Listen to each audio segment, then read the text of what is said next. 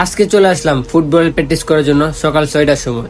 আসার পরে পুরাটা মাঠ আমাদেরকে 8বার ঘুরালো। তারপরে গোলকিপারকে একটু ক্লিয়ার করতেছি আমরা সবাই মিললা, সবকিছু শিখাইয়া তারপরে শিখাইতেছে হেড। আমাদেরকে শুধু প্র্যাকটিস করে নাই, গেমও খেলাইছে কে কিরকম খেলে। হ্যালো গাইস, আসসালামু আলাইকুম। সবাই কেমন আছেন? আলহামদুলিল্লাহ, আপনাদের দোয়াতে আমি অনেক ভালো। এখন বাজে সকাল 5:50 আর আমি এখন বাসার তালা হুইল্লা চলে যেতেছি মাঠে। দেন মাঠে যাবো প্র্যাকটিস করার জন্য। আপনারা হয়তো অনেকে জানেন আমাদের শুলপুর মাঠে ফুটবল প্র্যাকটিস করাইতেছে, মানে একজন কোচ আনা হয়েছে আমাদের সবাইকে প্র্যাকটিস শিখাইতেছে। আর যদি এখানে প্র্যাকটিস করার ইচ্ছু থাকে, এখানে কোনো টাকা লাগবে না, কিছু লাগবে না, শুধু আপনার খেলা আগ্রহটা থাকলে চলবে। আর এখন আমি এসে পড়লাম বাসা থেকে বাইরে হয়ে রাস্তার সাইডে। দেন রাস্তার সাইডে আসার পরে দেখতেছি রাস্তার ভিউটা অনেক সুন্দর লাগতেছে, আর একটু মেঘলা আকাশ আছে। যদি হালকা রোদ থাকতো তাহলে অনেক ভালো হতো, মাঠের সৌন্দর্যটা খুঁজে পেলাম।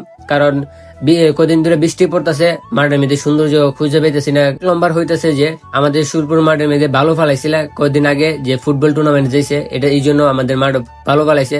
এখন আবার বৃষ্টি হইতেছে, এলিগা মাঠের মধ্যে ভালো ভালো লাগে আলি, আর বৃষ্টি পানি জুমেতে। আর এখানে মানে শ্রমিকরা এখানে বসে রয়েছে, কেউ যাবে যুগালির কাজে, কেউ যাবে ডালের কাজে, সবাই এখানে বসে রয়েছে। এখান থেকে মাঠের অবস্থা দেখতেছেন, শুধু ফেক ফানি। তো আমরা যে এমন জায়গার মধ্যে প্র্যাকটিস করবো যে জায়গার মধ্যে ফানি নাই এবং ফেকও নাই। দেন আস্তে আস্তে আমি আসার পর দেখতেছি একজন একজন করে মাঠের ভিতরে প্রবেশ করতেছে। আর আমরা সুরপুর মাঠের ভিতরে অনেক মানুষই প্র্যাকটিস করে। অবশ্যই আসলে 6:30টার আগে আসতে হবে। যদি 6:30টার পরে আসেন তাহলে আপনাদেরকে সাইডে বসে রাখবে, অবশ্যই প্র্যাকটিস করবে, কিন্তু সাইডে বসাবে, গেম খেলতে দিবে না। দেন আমার মনে হয় যে তো 6:30 টাইম দিছে, 6:30টার সময় আসলে ভালো হবে। আর যদি মানে আপনার মনের ভিতরে খেলা আগ্রহ থাকে তাহলে অবশ্যই আসবেন, কোনো টাকা লাগবে না। আর যারা আমার পেজটাকে ফলো করেন নাই, টিপ মেরে আমার পেজটাকে ফলো করে দেন।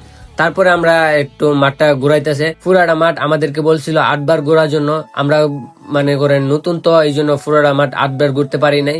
8বার না ঘুরে আমরা 5বারের মাথায় আমরা একটু স্টপ হয়ে গেলাম। তারপরে আমাদেরকে নামাই দিছে বলে শর্ট গুলা হিট করবার জন্য এবং লাইন ক্লিয়ার করার জন্য।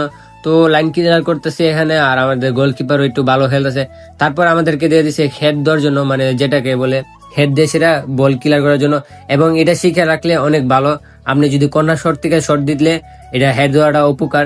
আর অনেক কান প্র্যাকটিস করেছে, প্র্যাকটিস করানোর পর আমাদেরকে দেখতেছে কে কোন পজিশনে খেললে ভালো হবে।